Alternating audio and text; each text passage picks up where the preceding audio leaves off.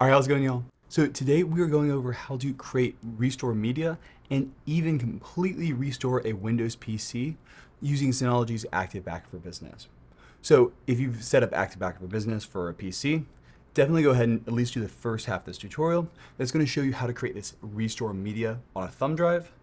And that way, if your computer ever dies, you can use this to fully restore the computer and get back up and running by just inserting a new hard drive. Active Backup for Business is what's called a bare metal backup. That means it's able to back up the entire underlying hard drive, meaning it can restore every single one of your programs exactly as it was. You don't have to reinstall Windows. You don't have to go through that entire process because everything is fully restored. It's like pulling a hard drive out and sticking it in a new computer essentially. One thing to note, a couple of programs like some Adobe software is sometimes linked to the serial number of the drive. Obviously, if you get a new drive, that will change, and so you will have to re-enter some of that stuff, but it will essentially clone this hard drive and get you back up and running very quickly. If you've set up Windows BitLocker, make sure you've got that BitLocker key as well, because this will trigger a BitLocker unlock because it's going to say, hey, something here weird has happened. We have changed. We need to make sure that we are still trusted, and so that encryption key can be reloaded in. Okay, so in this tutorial, we basically are assuming that you've already followed my other guide on setting up Active Backup for Business for Windows. Pretty straightforward. We'll leave a link down in the description below with that. And two, you have a thumb drive that you can use, and this is going to be completely formatted and going to be used for that install media. And the last thing is you need at least some familiarity with logging into BIOS on your PC and being able to do things like choose what drive to boot from. It's not too bad. You generally just mash delete, F2, F12, F11, F10, F8. You basically have to look up your specific motherboard and see what they want you to hit, and that will allow you to change what you boot into. I'm actually going to be doing this on a virtual machine. That way I can do this in front of you and it's a lot faster and easier rather than having to constantly go in through BIOS and have a whole monitor hooked up over here. But the entire process is identical. All right, so now we are set up and we have a few computer backups. We can check out, I'm logged in my NAS right here. We've run Active Backup for Business. And now we want to set this thing up so we can fully restore this PC if we need to. You can do this on a different machine. So if you have another Windows PC, you can do this, but it's much better to do it ahead of time. So that way, if your computer does die, you've already got this thumb drive that has everything you need to get back and running. And you can share this thumb drive across multiple machines. But if you have some specific drivers, you may need to copy those over, and we'll talk about that later on. So this right here is my virtual machine, and I have made a virtual CD drive that we're going to use, and we're going to be able to format it on out. What we're going to do is we are going to pull up the Synology Active Backup for Business Restore Media Guide, and it's going to have us install and download a few specific programs. So I always like having this guide on up, and we're going to be following the automatically create recovery media. We'll go ahead and just download out our software. So I'm just going to log in right here and download and install it directly through here, just to be sure we don't get the wrong version.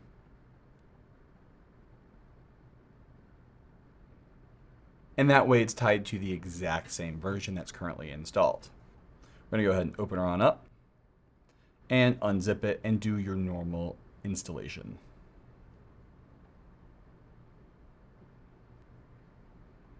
So now we're just going to follow this guy right here. We're going to go ahead and launch this guy. Launch creator. All right, so now, quick interlude where I had to just go ahead and add a virtual pass-through for a USB drive. So I have a USB drive plugged in the server that is hooked up to the Windows machine. For you, you're not doing this on a virtual machine. You're just going to plug it into your laptop or whatever. And we're just going to hit create. And now this is where it's going to guide us through the things to download. So you'll want to open up this guy right here and just walk through the things to add in, because it's going to show you exactly what to download. We're going to download them directly to our machine.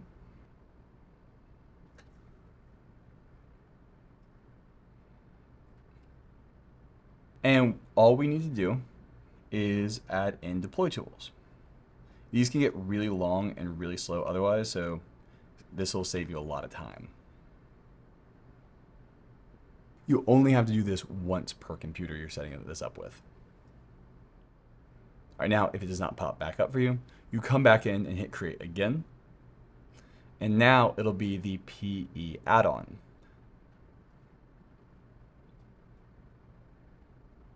This is the pre-installation environment. This one will take a little bit longer. All right, so now everything should have gone ahead and installed, and we should be able to go through these next steps. It is going to format our USB drive. And what it's going to do is it is going to make this a bootable drive. So obviously, do not plug in a drive with data on it that you mean to keep. It will format the whole thing. So now while this is running, there's one or two things you may need to add, which are drivers. So in general, this is copying over the base Windows drivers and the base Windows settings that pretty much work for the vast majority of devices.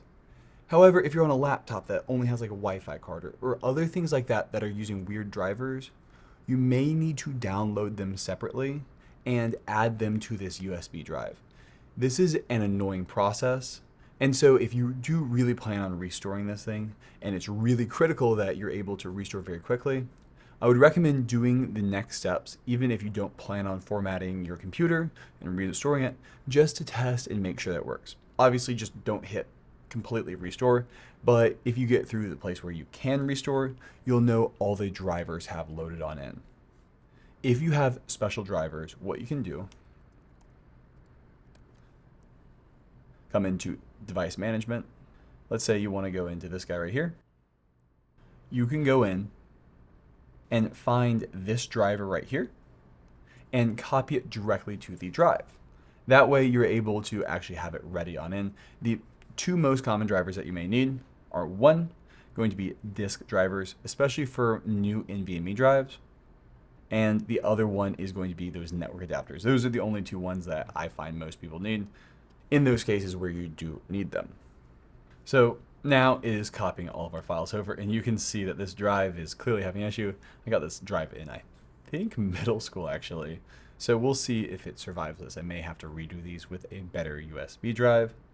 And you can see we're copying everything to this now S drive, this Synology drive right here. And right here, this is where you can copy in your additional drivers. So you can create a folder in here called drivers and copy all of those over on in there. And that way, if you need them, they are there. And there's a process for actually activating and choosing them that is pretty self-evident, and I'll show you how to do that later on. But for now, we're just going to wait for this thing to run. All right, and just like that, we are ready to go. So we can see right here, we've got all of our data in there. And if we wanted to, we could copy those drives in. But now we're going to just go ahead and break some stuff. We should now be ready because we've got our Active Backup for Business backup and the media has now been created. So now let's go ahead and just blow this thing away and try to boot on up from it. I'm going to do something I've always wanted to do. Clean up my computer by deleting System 32.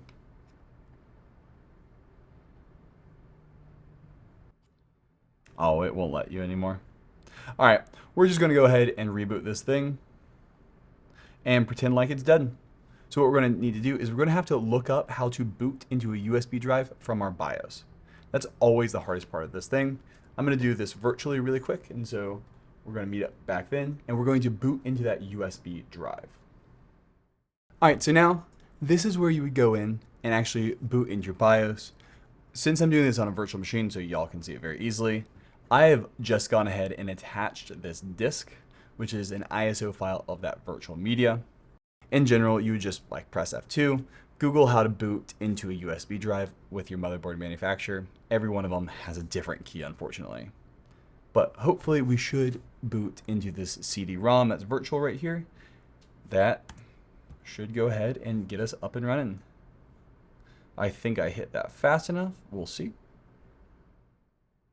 And this right here is the screen we want to get to. This is our recovery screen. We're going to go ahead and now type in that IP address of NAS.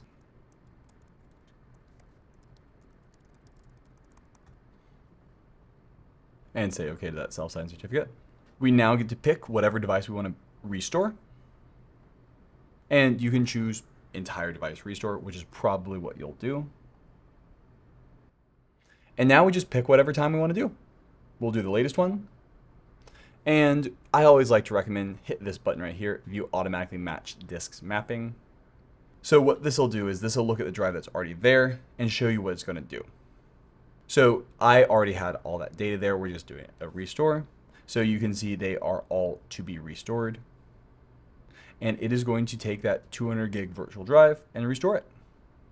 Now, if for whatever reason you can't get to these menus because the network's not there, there is this option over here for list hardware drivers and to load additional drivers. And that is where you would pick those drivers you've copied on over. And they do need to be INF files. So you may have to download those from the internet, copy them on in. But for my case, all my drivers work totally fine. So now it is going to go ahead and do our entire device restore.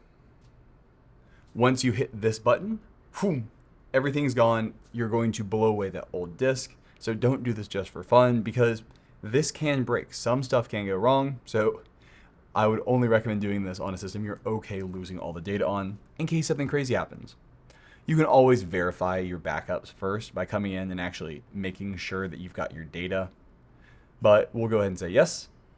And now what it's going to go ahead and do is it is going to start formatting those partitions first. Then it's going to start cloning all of that data on over. Because this is virtualized, we're actually going to be able to see our operations going on. We can see the network's pulling pretty heavily down and it is formatting those drives. This speed number right here, by the way, is the compressed speed. So it's normal to be over what your network speed actually is.